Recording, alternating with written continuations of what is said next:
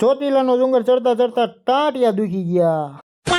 તો હેલો મિત્રો, પાછા નહીં ધોઈને તૈયાર થઈને હું ધુલાભાઈ બે નીકળી ગયા ચોટીલા જવા તરફ. તો આપણો ઘોડો 120 સ્પીડે હાલ્યો જતો હતો. ધુલાભાઈ કે વાહે કે ધીમું આવે કે હું પડી ગયો તો બાવરામ ગોઈતો નહીં જડું. ત્યાં એક જગ્યાએ રસ્તામાં અમે બ્રેક લીધો. તા ધુલાભાઈ નદીના કાંઠે બેઠા બેઠા ગીત ગાવા માંડ્યા. ત્યાં ગીત ગાતા ગાતા ધુલાભાઈ કે મારો એટલે એક હતો ફોટો જ પાડે. મેં કીધું રહેવા દે, ફોટો નથી પાડો, જો નદીમાં પડી ગયો ને તો ગોઈતો નહીં મળે.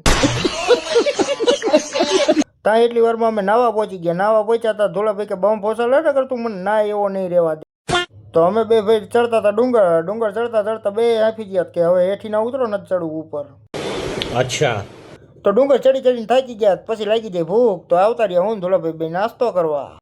તો દાબેલીની બાકા ચીકી બોલાવીને તોય પેટ ન ભરાણું. તો પછી મંગાવી લીધો પુલાવ ખાઈ ખાઈને ડાટા કાઢ્યા.